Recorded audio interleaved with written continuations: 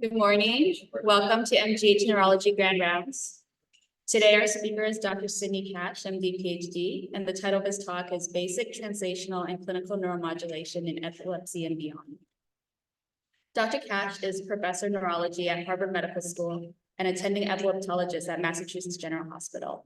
He received his BS in biology from Yale College before going on to pursue an MD and PhD at Columbia University. Following internship and residency in neurology at Brigham and Women's Hospital and Massachusetts General Hospital, Dr. Cash completed a fellowship in epilepsy and neurophysiology at Massachusetts General Hospital. Dr. Cash's research focuses on understanding the mechanisms underlying both normal and pathological cortical activity and developing novel neuroprosthetic approaches for treating a wide variety of neurological problems. This work, funded by the NIH, DoD, NSF, and Foundation grants, has melded issues spanning basic neuroscientific questions of the physiology that underlying normal oscillatory activity, sleep and cognition, to issues surrounding how brain transitions from one state to another, including from normal activity to seizure activity, and how seizures can be localized and treated, especially using neuromodulatory techniques. Let's welcome Dr. Cash.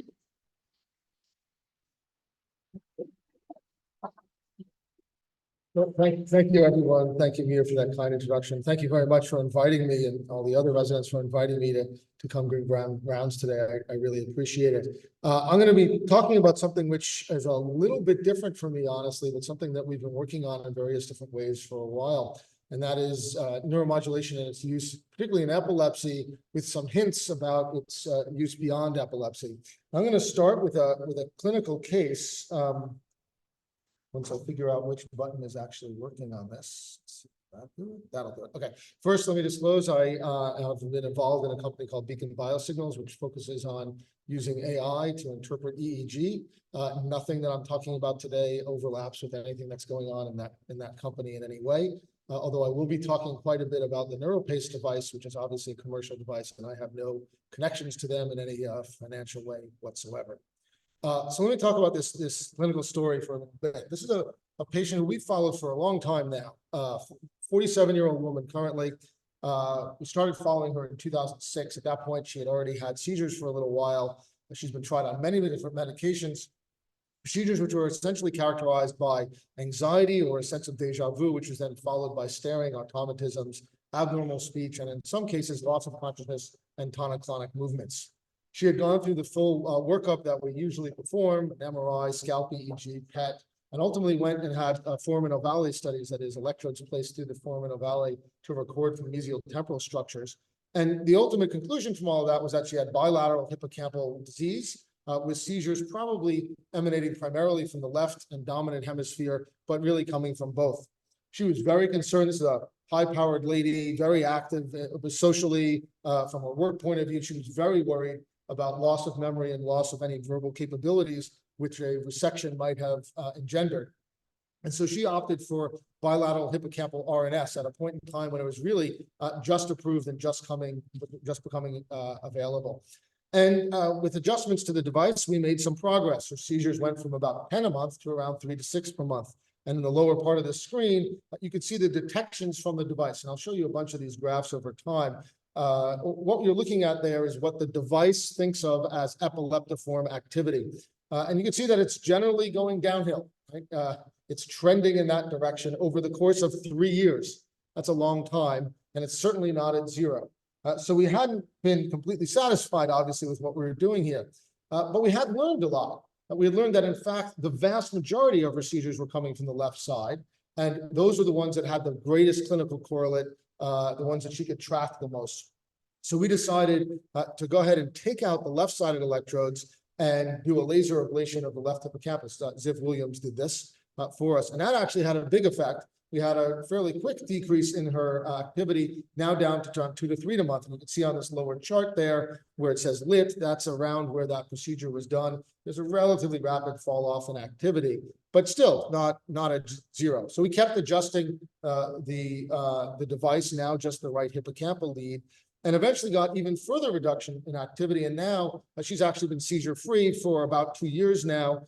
We've been able to reduce some of her medications. She's driving for the first time in 15, almost 20 years, much more engaged in lots of different things. So a success story in many ways and in the ultimate outcome, but we're talking about 8 years of work, multiple surgeries. Clearly, not everything went as we would like it to go. And I think that this vignette gives you a sense of both the possibilities and the challenges that we face with this kind of device. And themes in this one vignette are going to come up repeatedly as I go through some more of our information and the information that's out there.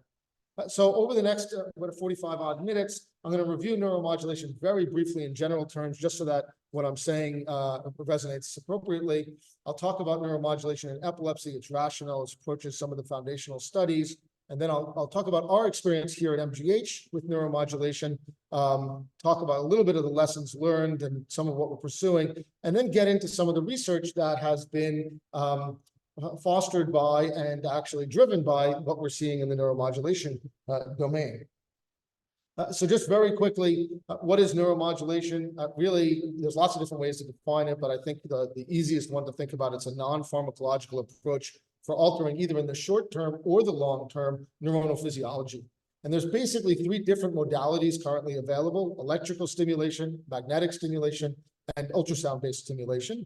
And there's basically just a few places to do it. Not surprisingly, we have peripheral stimulation, we have central stimulation. We could do it externally, that is extracranially most of the time, or we could do it internally, intracranially. And there's a bunch of different tools that are currently out there. There's trigeminal nerve stimulation, transcranial magnetic stimulation, which everybody should have heard about, transcranial DC or AC stimulation. There's specific amygdalo-hippocampal stimulation of various sorts, and there's low-intensity focused ultrasound.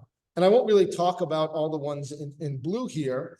Vagal nerve stimulation is also very well known, and I'm not going to talk very much about it. I'm really going to talk about intracranial electrical stimulation, of which for the epilepsy domain, there's 2 flavors: deep brain stimulation, really in an open loop fashion, very much based on the long and very mature work that's done in Parkinson's disease that Todd could come and talk about at some point. Todd could talk about at some point in much more detail. So there's an existing platform there that's in a huge number, 100,000 patients, been around for decades, very well established, converted over for use in epilepsy, and I'll show some results from trials on that. We do use that here, but much less so than the responsive neurostimulator, which is a closed loop device, which I'll spend most of my time talking about clinically. So what is the conceptual basis for this in the epilepsy domain? What are we trying to do? And there's sort of 2 general theories about why we would want to do this and how it could work. The first is that there's going to be substrate modification that might lead to prophylaxis. This would be an event-independent method for stimulating. Could be anatomically broad. I have a question mark there because it doesn't necessarily need to be, but it certainly could be. And this is intended to be and should work as a modulatory input. It should trigger some form of plasticity that changes the substrate and changes the likelihood of seizure activity. The related but different approach would be focusing on termination itself. This is an event-dependent approach. Detection is required. It has to be anatomically precise because presumably, if you're thinking about focal seizures, you need to be in the focus or near it to do this. Again, there's a question mark there because there's a bunch of assumptions in that statement. And the expectation is that this would have an immediate effect. If I'm able to stop the seizures short, I should expect to see that I've stopped the seizures short. And so those are the ideas behind setting up different forms of neuromodulation. They resonate a little bit with the different techniques that are used, which are sort of open loop devices or closed loop devices. The open loop devices have been around for a while. They're technically easier. VNS is a classic example of that in the epilepsy domain. BBS is a classic example of that in the movement disorders domain.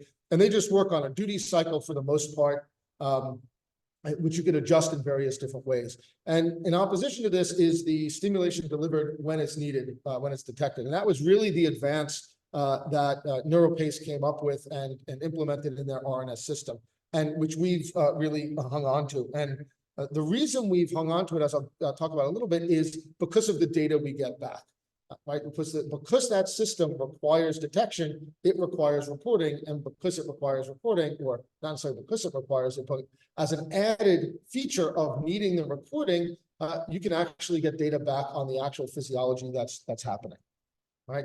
And so here's just another way of showing these different possibilities in a little schematic. If we have a bunch of seizures spread out over time, maybe they're clustering a little bit. We could give an anti-epileptic drug. That's going to be relatively continuous in some form or another. We could stimulate in an open loop way where it's just banging along at some duty cycle, or we could do it in closed loop responsive fashion, which is the NeuroPace device.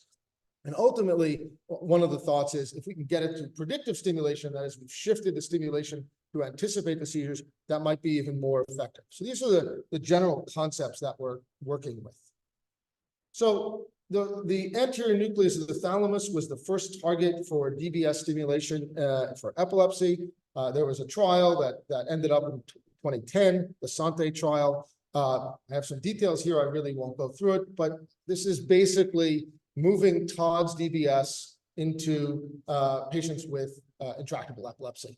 Right, that was essentially the design of this. And it was somewhat effective. You got these nice curves where there were decreases. Right, so there's a red line is a sham control, and the green is active stimulation. They deviate after a few months. There was some seizure reduction that you could see. And this graph that I'm showing, sort of, keep it in your mind. I'll show a couple more like this. This general trend is what we have seen for all the neuromodulatory devices in one way or another.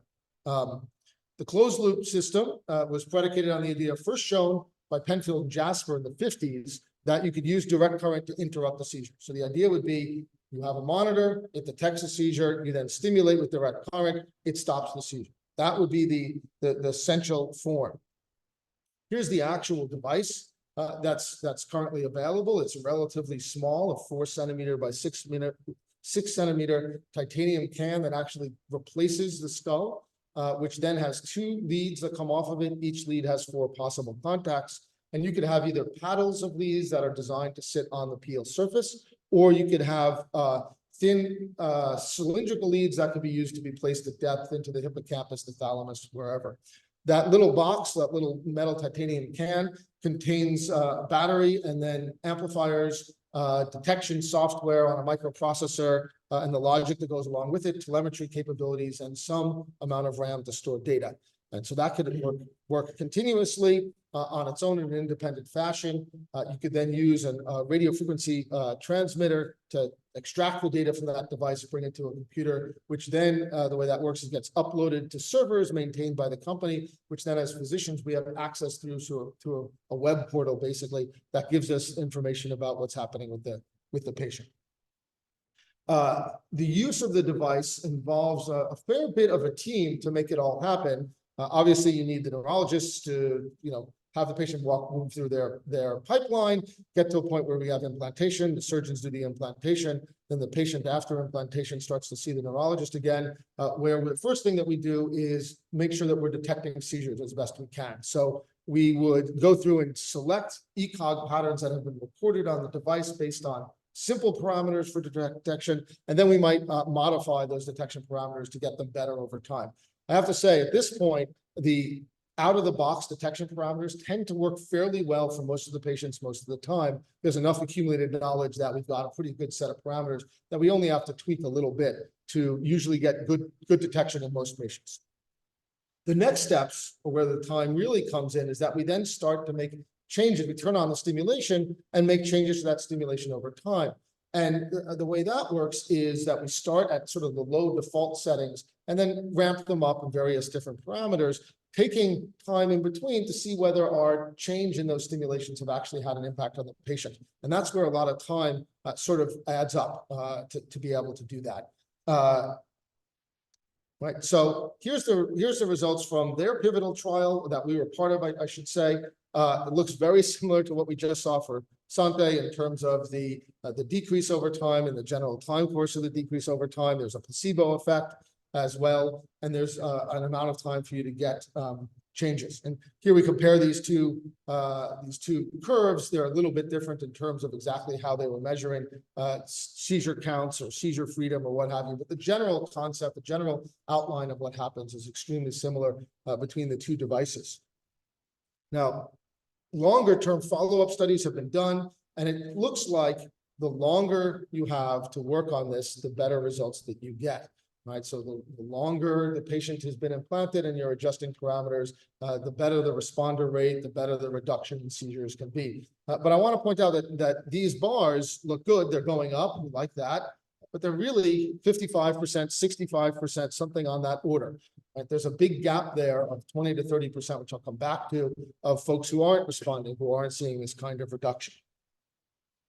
Let's talk a little bit about our approach. We've used mostly the RNS system. We have a small handful of patients with DBS for epilepsy.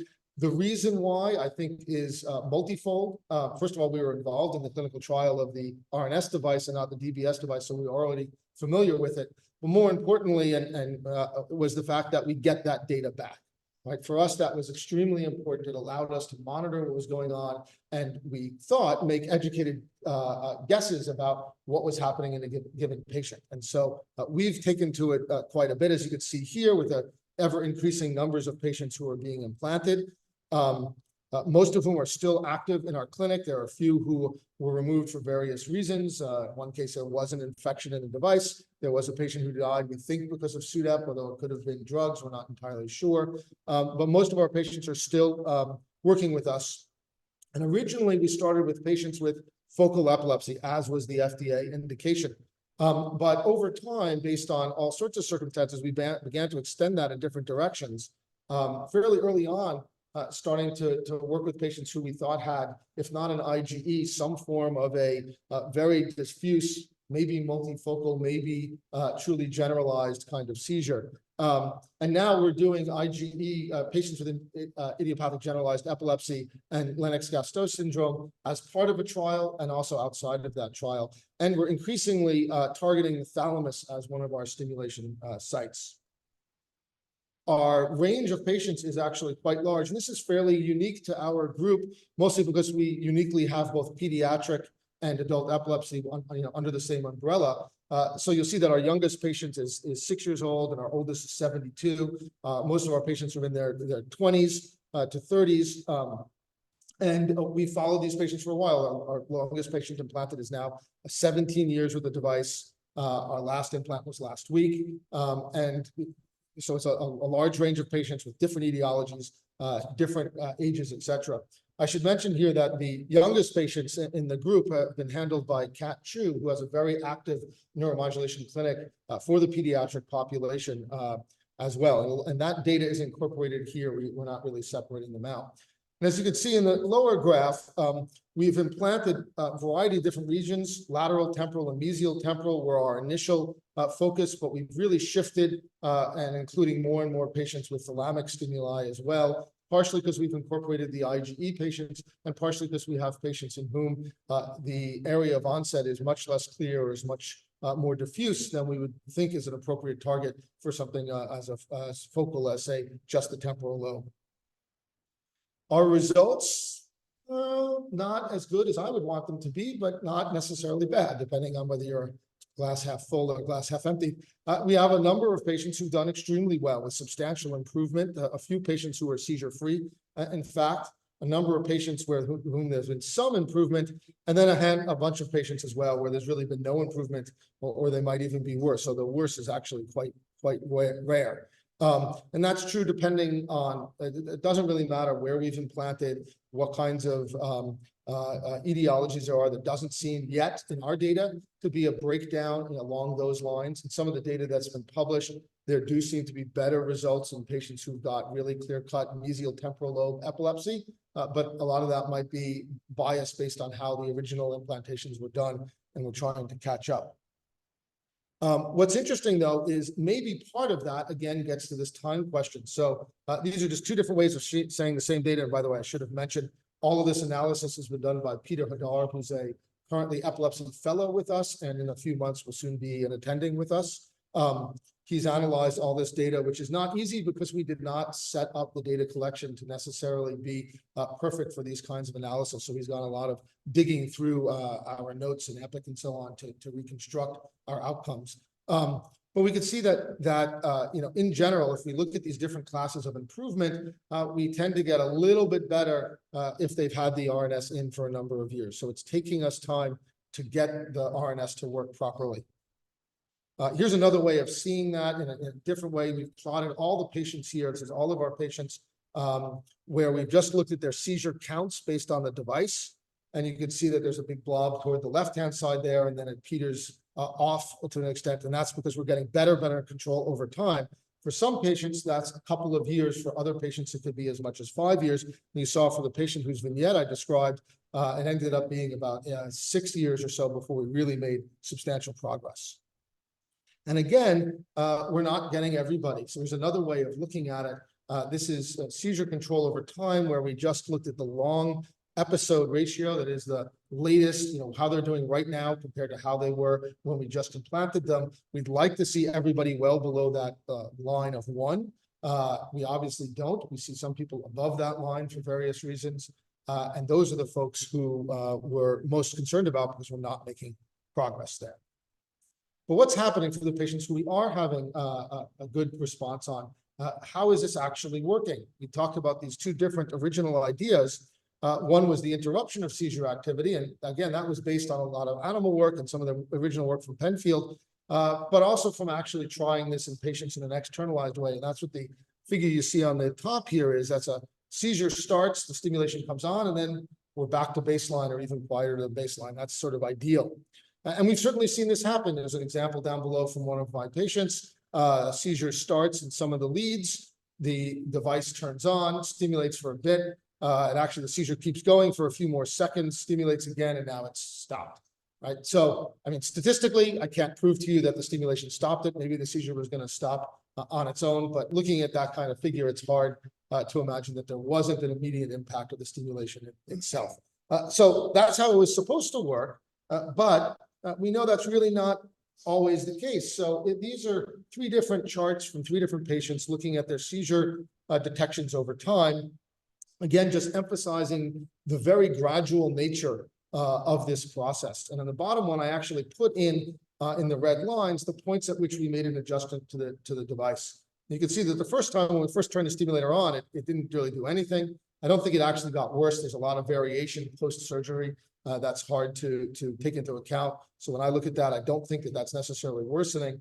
We increased the stimulation, and then maybe we had an effect. We start to see things decreasing, and then we did it again, turned the stimulation up a bit, and things keep decreasing over time. But if this was the mode where you'd expect, hey, the stimulation is now working to just stop the seizures, then we'd expect to see one of 2 things happen.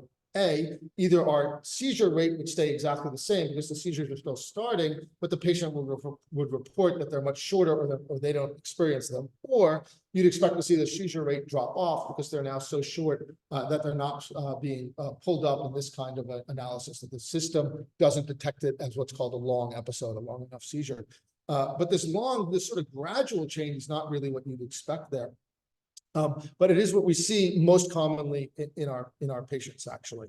There's other evidence that this might be a modulatory effect, which is what that connotes. This is work from Mark Richardson's group, including Nate Sisterson, who's a neurosurgical resident here now.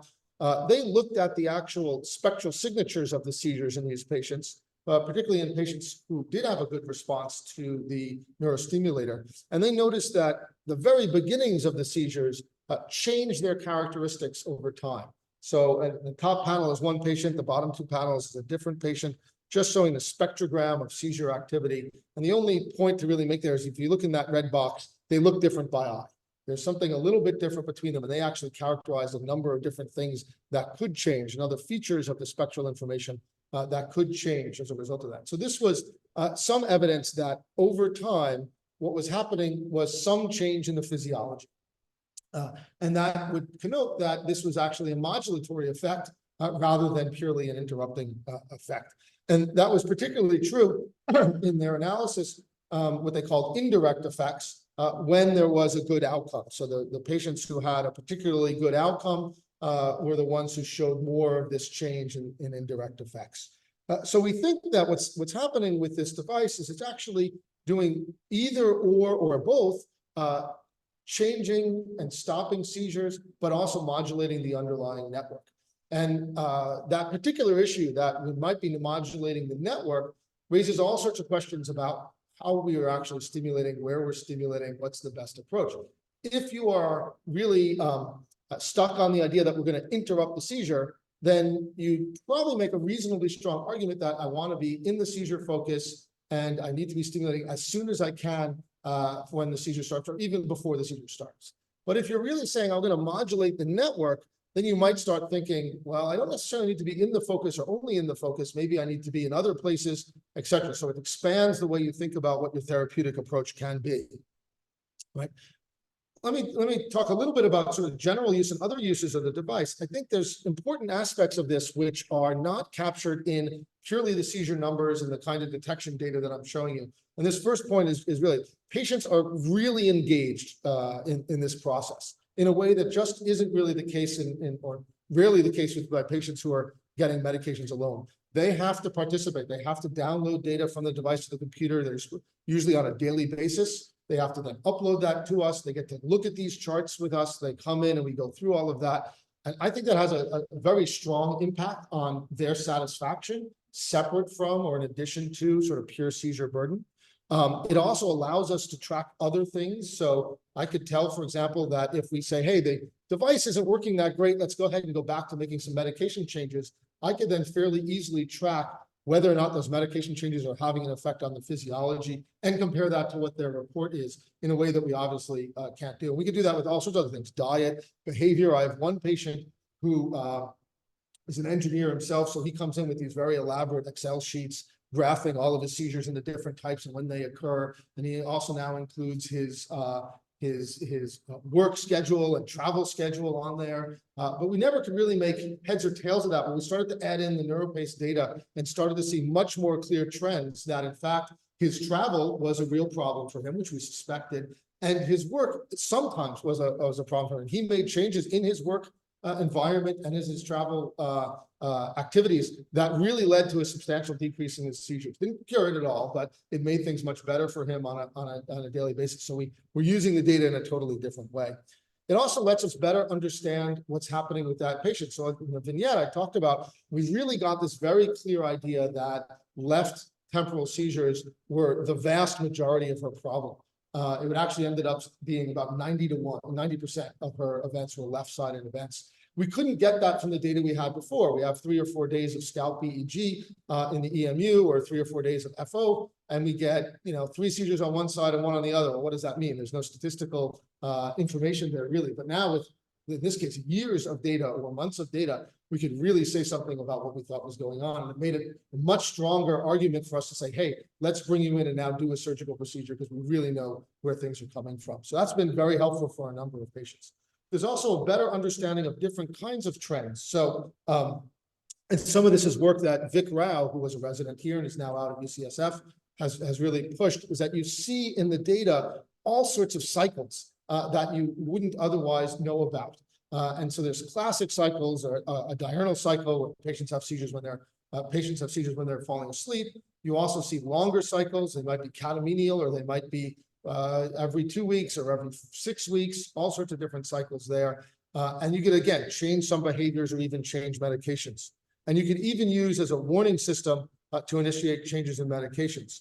And I'll talk a little bit about that. So here, for example, is a patient of ours, very challenging situation, an elderly lady with post-stroke epilepsy, could not control it in any way. She has clusters of events that you can see here in the upper graph. Each of those are just detections of epileptiform activity. She'll go for a month or a couple of weeks with nothing, and then have this big burst of activity. And a good percentage of these end up with her in the hospital because she has this big burst of activity. Things go downhill very quickly. She gets admitted. We try to stabilize her. It takes a week or two. We eventually get things under control. She goes back to rehab, sort of this horrible cycle. So we started to think maybe we could use the device, which picks up detections of events a little bit before she begins having clinical events. That is, on the course of days, there's a rise in these early epileptiform activity before she starts having clinically apparent seizures. And you can see that in the middle graph where the symptomatic seizures are indicated with the arrow there, but there's been an increase in detections a couple of days beforehand. So we actually built a little web scraping device that pulled this information off the NeuroPace website and did that constantly. Every day it would go in and check. She would download data, upload it, it goes to the server. Our device would go into the server, query that information, pull it back out and ask, has there been an increase compared to the days before? And if there was an increase, that device would send me an email. And I would then call her up and say, what's going on? And if they said, well, nothing's going on, I'd say, well, maybe we should try and intervene now. And so we'd add a benzo on early. And generally for this lady, benzos consistently would really knock her out.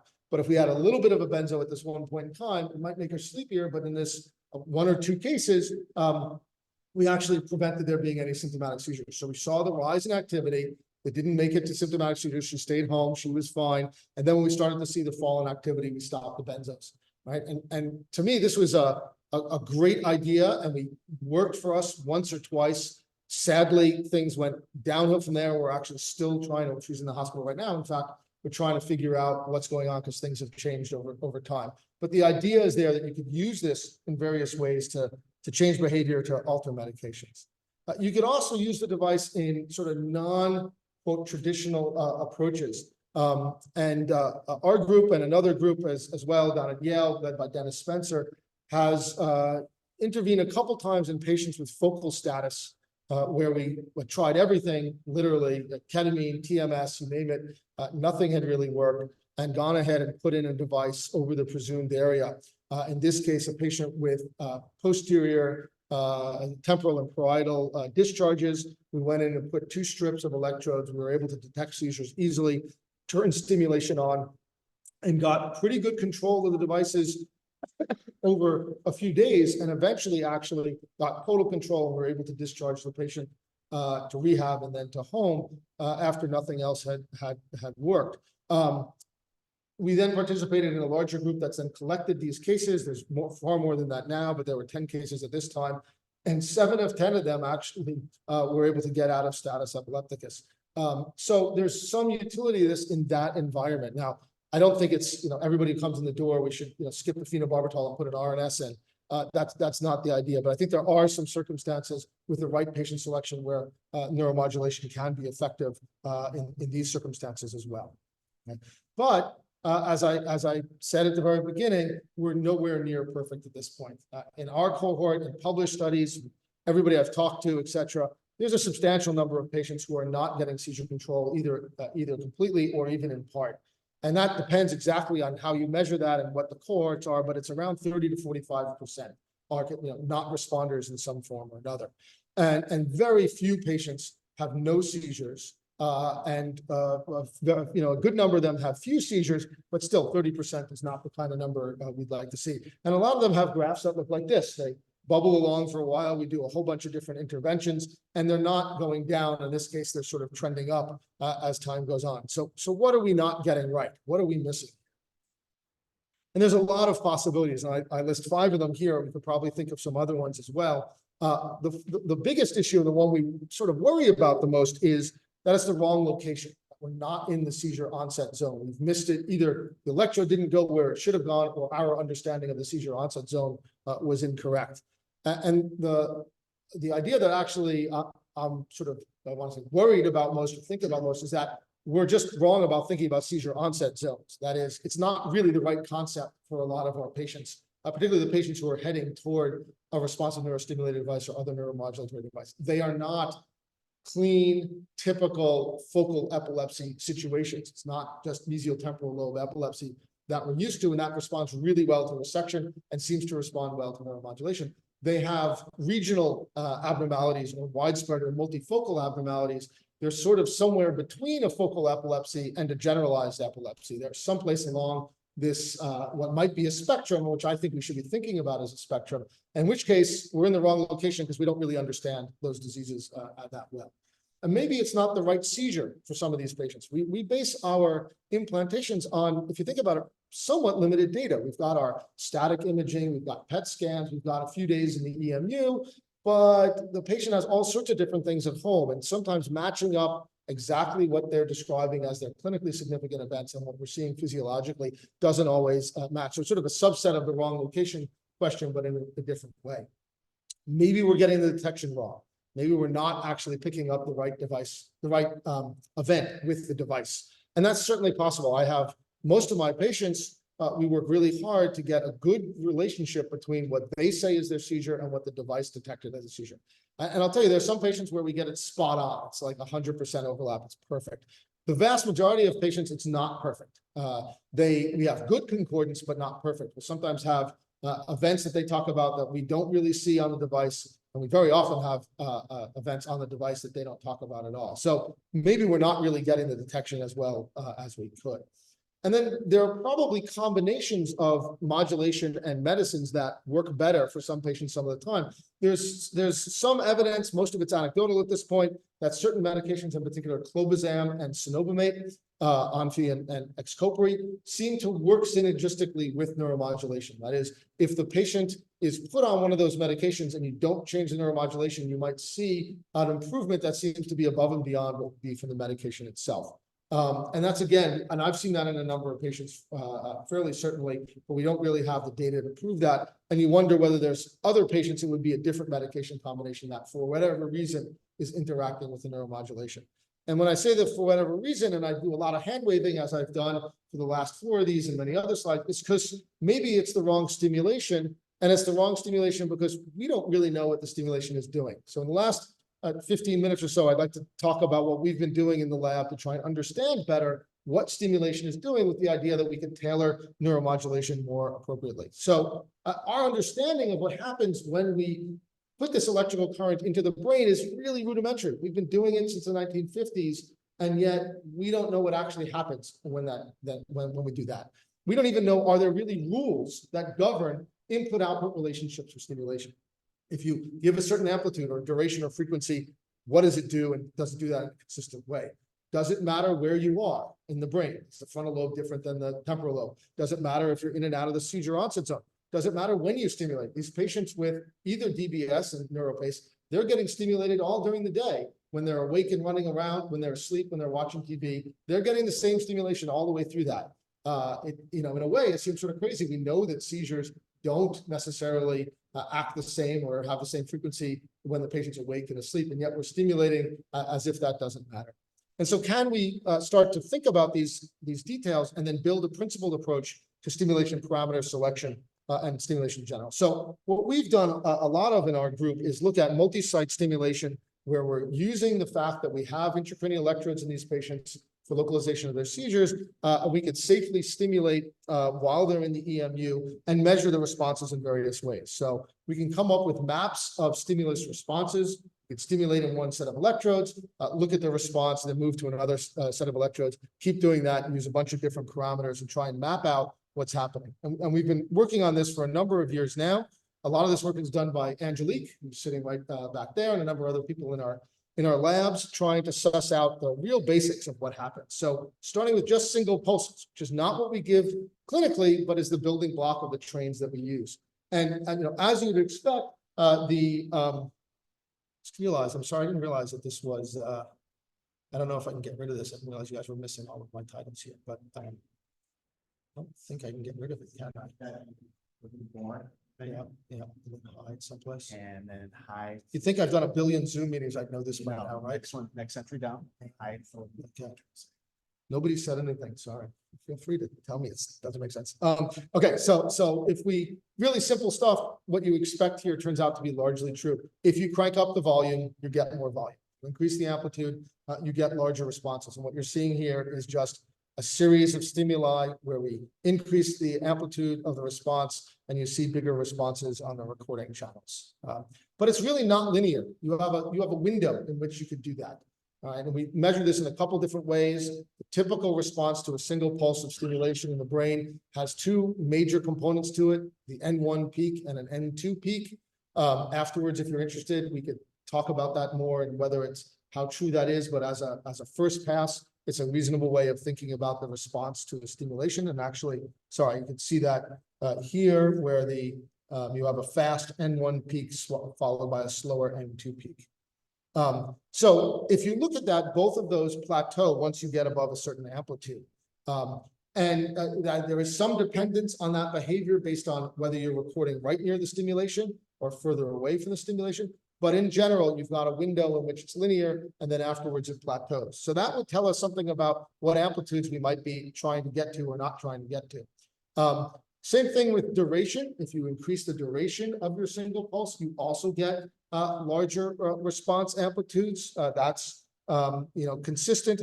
Whether that's fully linear across a broad range, we haven't fully tested, but it's something that we need to look into.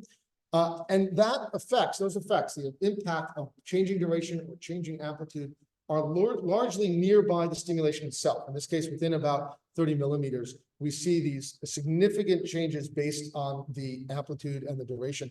If you move away from that, there's sort of a response that doesn't modulate that much based on the input characteristics. It's relatively uniform, right?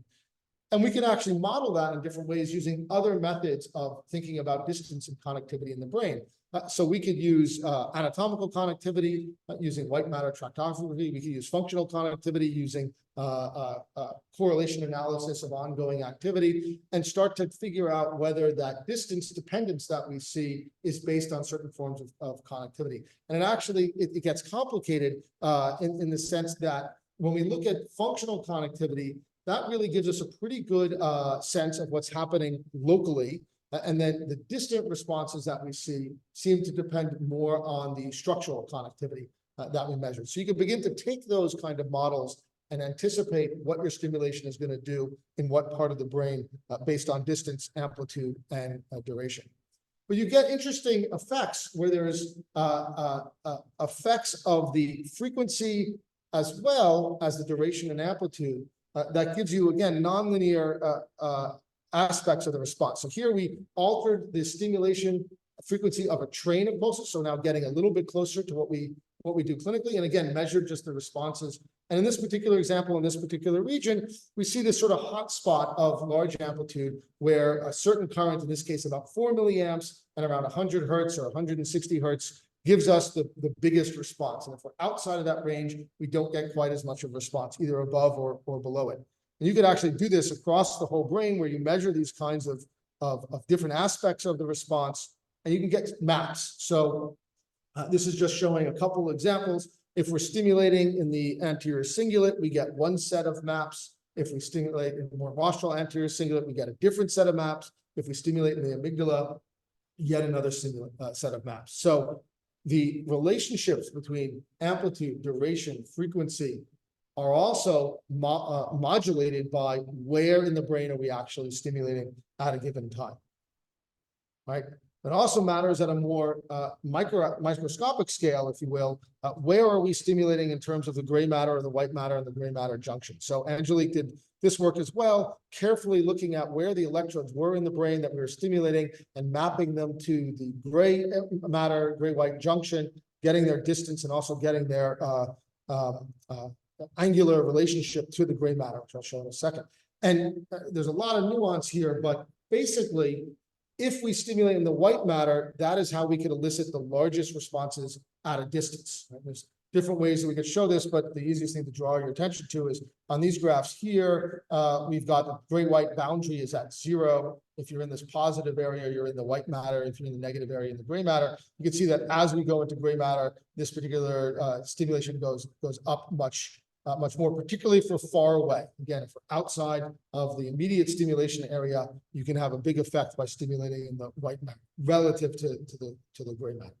How you orient the electrode makes a big difference. Are you parallel with the gray matter axis, that is the columnar axis of the gray matter, or are you orthogonal to it? That will also have a big impact on what kind of a response you get in various different ways. Okay. So all of these parameters, as I said before, have a modulating effect on the response, and it's dependent on where you are in the brain. And these are just sort of graphs showing how these different parameters interact. And the takeaway here, if you look at them, those graphs are different based on where you are in the brain at any given time and what aspect of the response are you particularly measuring. Another big issue, and I hinted at before, is that we are state dependent in our responses. This is work by Rina, who's also over here, looking at the differences between wake and sleep and also anesthesia, but we're putting anesthesia aside as not being physiological here. And there's many differences in what happens when you stimulate if the patient's awake or sleep. This isn't a surprise, this isn't shocking. You'd expect it to be the case, but it's actually pretty large, pretty big changes that you'll see. And that's true no matter how you measure it, whether you're just looking at the variability of the response, the amplitude of the response, whether you're looking at the kind of connectivity or complexity that the response engenders. All of that changes during sleep compared to wake, and really argues that when we're stimulating, we need to know what state we should be stimulating. The same kinds of changes happen, the same kind of differences in terms of anatomy and location matters, I would argue, even more, or maybe at a smaller scale, when we're doing thalamic stimulation. So this is work by Pari Aslami and Giovanni Aiello in our group. We were stimulating when we happen to have electrodes in the thalamus, which we do increasingly as we're mapping out patients for possible responsive neurostimulation. And we looked at just single pulses given either anterior nucleus or central median nucleus, and then looking at the cortex and all the other electrodes that we have in cortical and subcortical structures, and looking at their responses. And the takeaway here is that if you're in the anterior nucleus, you get a very different set of responses across the brain than you do if you're in central median. Again, not a surprise. Anatomy tells us that should be the case, but important to know and know what that is. And so here we're just looking at differences in different ways of measuring the response, standard deviation or line length, which is sort of the amount of activity after the stimulation. Again, you get different patterns based on where you are in the brain, where you stimulated, and where you're recording. You also get very different responses if you're inside or outside of the seizure onset zone. So here we divided up our response areas into areas that were canonically part of the seizure onset zone in patients in whom the clinicians had a good idea of where the seizure onset zone was to find it. We asked those electrodes in that area, did they respond differently to thalamic stimulation than electrodes that were outside of that area, including matching them for homologous regions? And the answer is yes, in different ways. The spectral power of the kind of response that we got was quite different if we were in the seizure onset zone or not in the seizure onset zone, particularly in the beta and gamma bands. And the change in the connectivity that was elicited by the stimulation was also particularly different in some beta bands in the seizure onset zone. So this is arguing that if you are stimulating the thalamus, your effect will be very different depending on whether you're inside or outside the seizure onset zone. That could be used to actually potentially map seizure onset zones, but it could also be used in thinking about whether your stimulation is going to be as effective as you think it will be based on the kind of results that you want to get. So stimulation parameters and context really matter. Where are we? When are we stimulating? How are we stimulating? That's going to really all come together and determine what our response is. This still leaves us with a huge parameter space to map in detail if we want to fully predict physiological responses, let alone behavioral, therapeutically relevant responses, and so on. So can we drill down even further, get to even more basic mechanisms to help us narrow down this parameter space? And so we've been trying to do that, starting with a really simple biophysical model of the local stimulation response. So just thinking about locally, and we've really reduced things to inhibition and excitation because it's just the easiest way to think. We know there's cortical and cortical thalamic loops. There's lots of things that are happening here. We are honestly just ignoring them temporarily so that we can make it a little bit more tractable. And the idea would be that, and this is an idea that's long-standing, this isn't our idea, it's been out there for a while, that when you stimulate with a single pulse, you actually initially induce excitement, you get excitatory neurons firing fairly powerfully, but then over time, that activity wanes and inhibitory interneurons take over. And that's part of the explanation for why we see this N1, N2 response possible, that the N1 is really an excitatory response and the N2 is an inhibitory wave that comes after that. So as many of you know, we spend a lot of our time in the lab trying to get to microscale recordings in patients using various different microelectrodes to get these kinds of circuit understandings. And we're doing that here as well in the stimulation domain. In one case, we've used the Utah array, the Seraplex array, to record single unit activity and local field potentials in a patient who was undergoing grid investigation and also undergoing stimulation, and looking at what happens during that stimulation. So the quick answer is that we get sort of what we would expect, at least in some sense, that we get a very early elevation of spike activity. You can see that here in this panel here, where stimulation was at time 0. There was an increase in spiking activity, but then this is followed by a longer lasting, second or so inhibition of activity. You can see that in the raster plot here, this longer inhibitory activity. So that general model, at least at this local level with this particular stimulation, appears to hold at first glance. You could get an even more pronounced version of this when you're looking at trains of stimuli. So this was work that Angelique did using thin film microelectrode arrays. So these are, you could think of a piece of saran wrap with microelectrodes on it, each of which is 20 microns and separated by 50 microns, very high density. And with that system sitting on the peel surface, we could actually record activity that is similar to and probably reflects action potential firing or somatic action potentials. And in that circumstance, we're doing that in the operating room.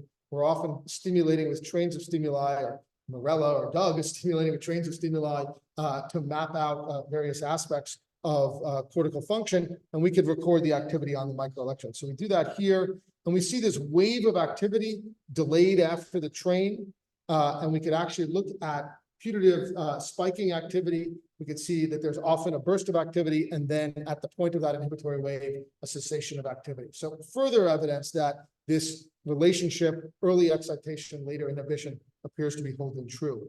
Why would that be? How could that happen? There's lots of different ways that you can come up for this. All of them are quite plausible, I'm sure. We've been trying to look at it at a cellular level in collaboration with Mark Harnett, who's over at MIT. He's a world-class patch clamp physiologist, amongst other things. And for a number of years now, we've been working with him and Matthew Frosch to get tissue from the OR where it's been resected, process it quickly into cold ACSF and ship it to MIT via Uber, where they then slice it up and do recordings on it for about 2 to 4 days. They can keep it viable for that time and get single cell and dendritic patch clamp recordings from these neurons. And so they set up that system, patch clamped neurons that they could later identify as pyramidal or non-fast spiking or fast spiking interneurons, and put in a stimulating electrode nearby, in this case around 250 microns away, stimulate and look at the responses. And what they found is that the pyramidal neurons, which you see in the top panel, have a pretty robust response to the very initiation of the stimulus. So these are trains of 400 milliseconds long, and you can see this burst of activity, particularly when we're doing 100 hertz stimulation right at the very beginning. But then that pretty much drops down quite a bit as the train goes on, and then totally ends at the end of that train of stimulation. That's very different than what we see in these fast spiking interneurons. They don't have that big peak right at the beginning, but they have a much more sustained set of firing throughout the stimulus, and then even after the stimulus. Once the stimulus is turned off, they continue firing beyond that as well. So this would give us further evidence that that cellular circuit idea that we're thinking about seems to have a basis for why that could be. And I'm not saying that this is the only way it could be happening, but this is one feature of it that could give us the particular responses that we're looking for. So let me summarize what I just sort of went through here. Stimulation approaches for epilepsy, they can work. They could be very effective for some of our patients. It takes lots of time and lots of patience and lots of people. I had mentioned this earlier, but didn't flesh it out. The way we do it is very team-based. The patient comes in, we have a bunch of computers set up to go through their data with them and analyze the device. We have someone from NeuroPace there to give us their insights based on their analysis of the data. We usually have nursing involved. Abigail Shaughnessy was extremely important in getting our neuromodulation clinic to really work smoothly. It takes a huge amount of work to get that trajectory where we're seeing the decrease in activity. The mechanism of action is not entirely clear, but there's some combination probably of immediate and modulatory effects, or it might be different in different patients. But there are still many failures or insufficiencies, and it's not clear why. It's likely multifactorial. One of the biggest ones in my mind is that we don't really know what we're doing. So trying to look at what the stimulation parameters impacts are on the responses. We know that it's complicated. There can be linear and nonlinear responses. It's very dependent on where, when, and how that we're stimulating in ways that are both good and bad. They're complicated for us, but they give us a lot more room and nuance in how we could actually modulate neural activity.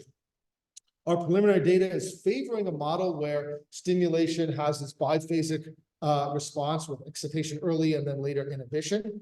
And that depends a lot on intrinsic properties of individual neurons, perhaps, as well as maybe circuits that we haven't looked at. And that's going to dictate our input-output relationships. As we drill down further and understand that better, we might be able to make use of it. Just as a toy example, once you know that you can have a brief burst of excitation followed by long inhibition, you might be able to tweak the actual stimulation parameters, not necessarily use a single frequency, but have some sort of ramping sine wave of activity that would actually eliminate the excitation, emphasize the inhibition, and use that, let's say, to stop a seizure, because you're now pushing inhibition more in some way. So there's tricks that we might be able to do from that kind of information that'll let us change our stimulation. We still have this huge parameter space. One of the ways that we're going now, and again, Angelique is really pioneering this, is to take this enormous data that we have. We now have actually very large amount of data from stimulation studies in our patients. And we're now trying to apply machine learning techniques to reverse engineer. If right now I have stimulus that I did and then an output where you can use the machines to figure out output to input so that I could eventually say, if I want a particular output, I want to have a particular waveform in a particular channel in a particular area of the neuron, what should have been the input to get me there?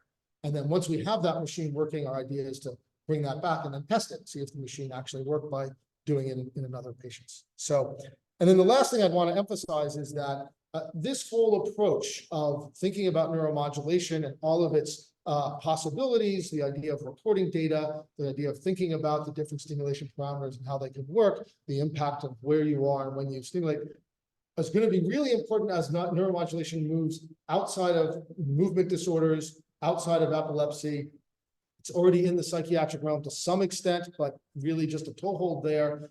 There's all these possibilities of situations of patients where we can help with it, and we now have a growing armamentarium of how we can do that and do that in a more principled and logical fashion, hopefully. And that's what I hope to see happen. And I'll end there and hopefully take questions, but not first of all thanking all the people who've done this work. I've highlighted them as I went through. I want to really highlight the clinical part of this as well, all the people who have been involved in patient care, as well as our neurosurgical colleagues, our patients who are very generous in letting us participate in this research. And again, want to emphasize that not only do we have this huge database that's fairly well curated, again, thanks to Angelique, whose name keeps coming up, but that data she's made available. It's actually publicly available on various sites, so that if you had an interest in diving into this with different ideas, we got data for you. Just give us a call. All right, thanks.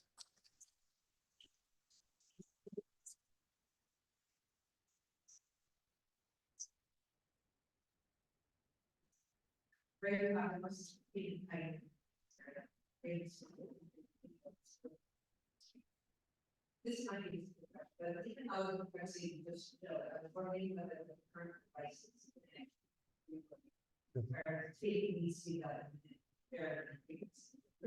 Yeah, no, the quick answer is no.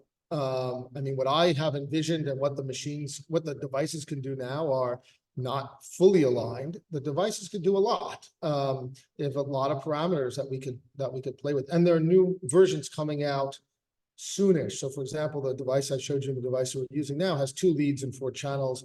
NeuroPace is going to have an 8-channel version of that sometime, right? FDA, blah blah blah. So we'll see.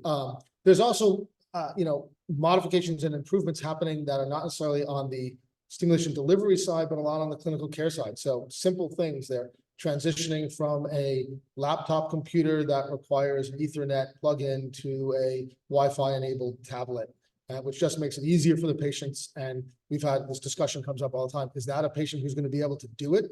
One of my patients is interesting character. I'll tell you about him later on. But very briefly, we only got it to work because he's part of a biker gang, and the biker gang actually makes sure that he gets internet access. And so, you have all these little nuances and vagaries, and the technology is moving in ways that make that less of an issue as well. And I do hope that they'll also be coming toward new capabilities in a lot of these stimulation parameters and so on. Yeah. So Kevin says that's stuff that you made a lot of it, like a observation of long-term down seizure frequency. But it looks like muscle stimulation and data you discovered all of and I guess question, what happens in response to the stimulation over time? It's really exactly less data. Is there not an open source harnessing? There's so much in this question. And one of you have Angelique is like laughing up there. There's a whole few slides, not a talk, but a whole bunch of slides where, so there's a couple of parts of your question, one of which is, if I could summarize it in a way that may or may not be what you're saying is, there's plasticity probably going on here. I'm arguing for it in the clinical, and then in my single pulse and train stimulation, I'm ignoring it, right? I'm pretending it's not there. We actually are trying to work on that. We have data from paired pulse stimulation experiments, trains plus pulse stimulation, and some theta burst stimulation, that there is plasticity. It's hard to work out, and that's only looking at it over the course of minutes, looking at it there. Looking at that in a really solid way in the patients over longer time periods is really hard. We haven't quite figured out how to do that, but I'm sure there is a lot of plasticity that's being induced here in various different ways that we have really no major handle on. And I'd love to figure out more how to get it done. Some of that might have to be done in animal models, for example, but there's some really big questions there. The second issue that you brought up, I'm now forgetting. Oh yeah, the data. Oh yeah, I'm forgetting it because it brings up such agita that I just wanted to ignore it. So NeuroPace has been great to work with in many ways. They've been super responsive from a clinical point of view. They give great insights.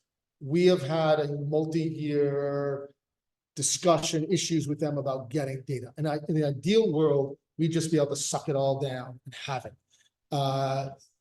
It's not an ideal world. They're protective of the data. It's their data. And they're protective of it.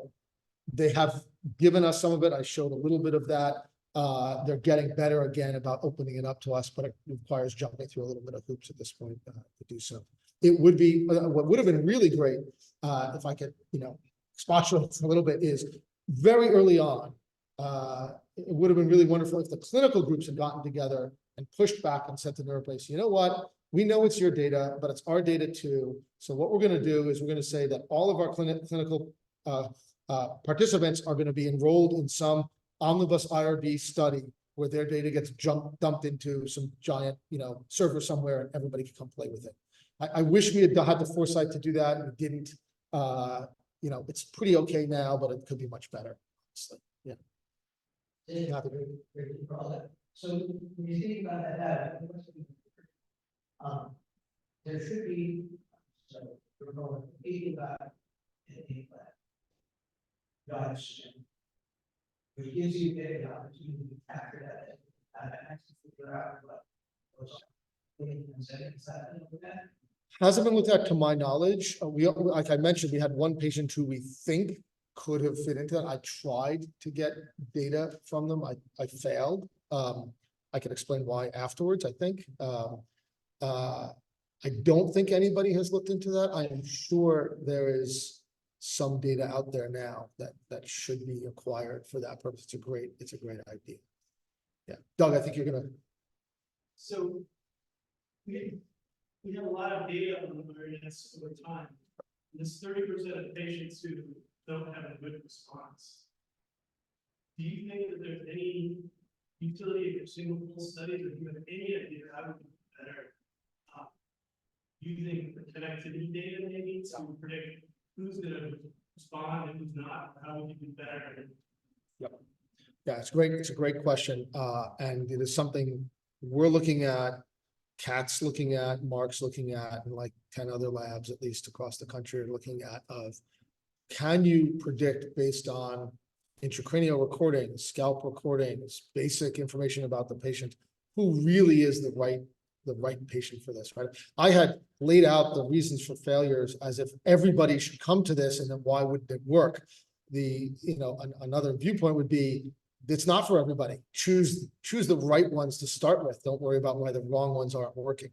I think we need to do both, and there are definitely ideas out there that you could find signatures that would indicate that here's a patient that's going to respond better than us. It's a hard problem, as you know well, because of the variations that we see, and how do you take into account all these different things. But actually, it's actually happening.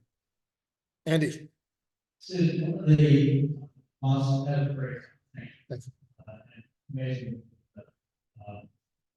One of the things that doesn't get talked about as much as maybe it should is, I think the typical neurocase patient gets 12 or 14 under simulations a day. The algorithms are designed to plan out simulated crowd. And the sum total of that stimulation is actually more than you get ENS. Most of the other devices. Yeah. So the question is, what's the value of that non-event linked stimulation?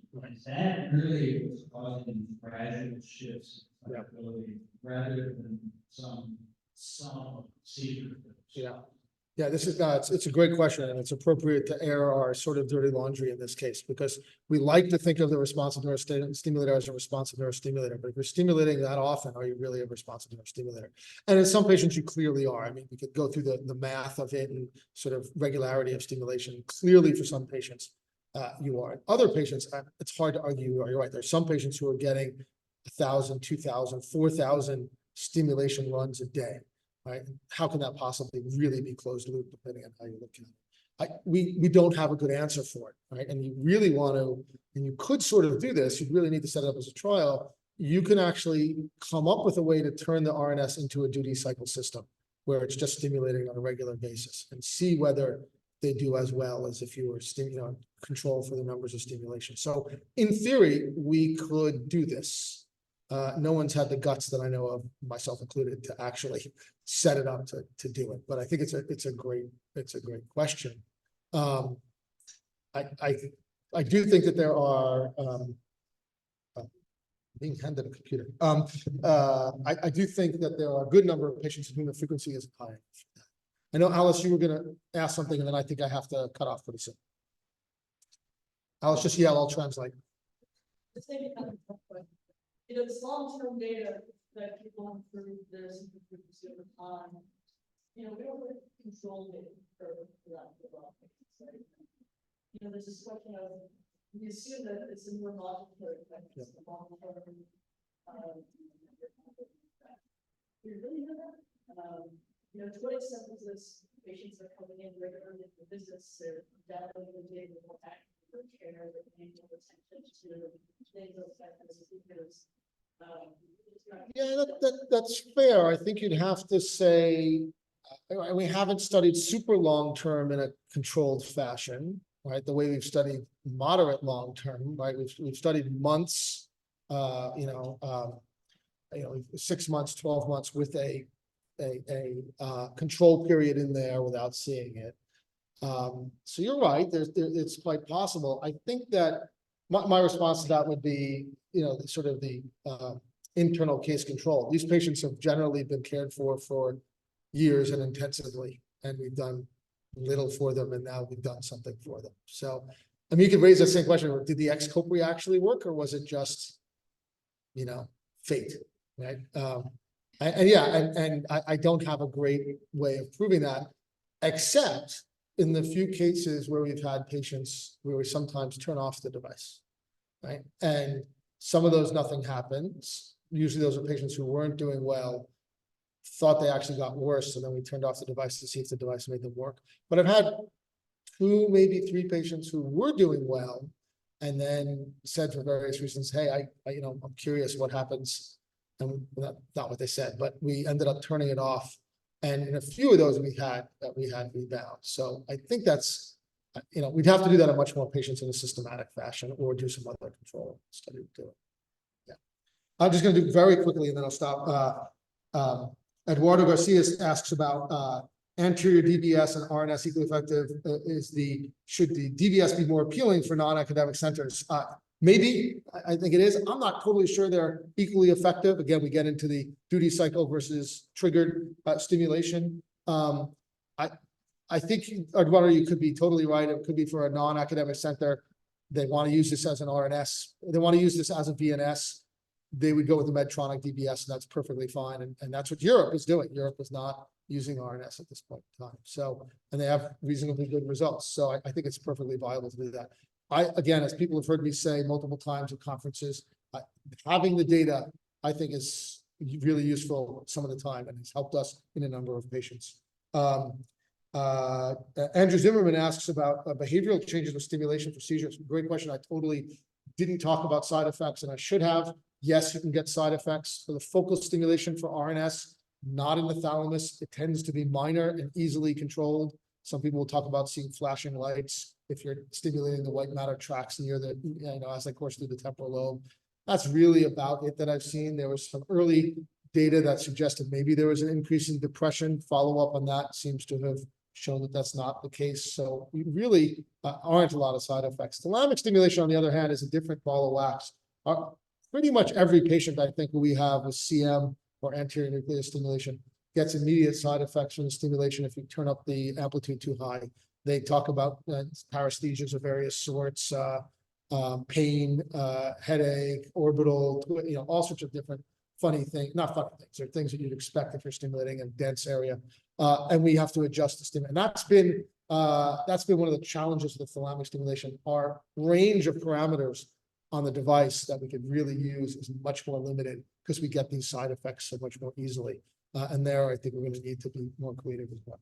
And I think that should end it for now. I've gone over. There's other comments, but yeah, I'll end there. Thanks very much, everybody. I appreciate it.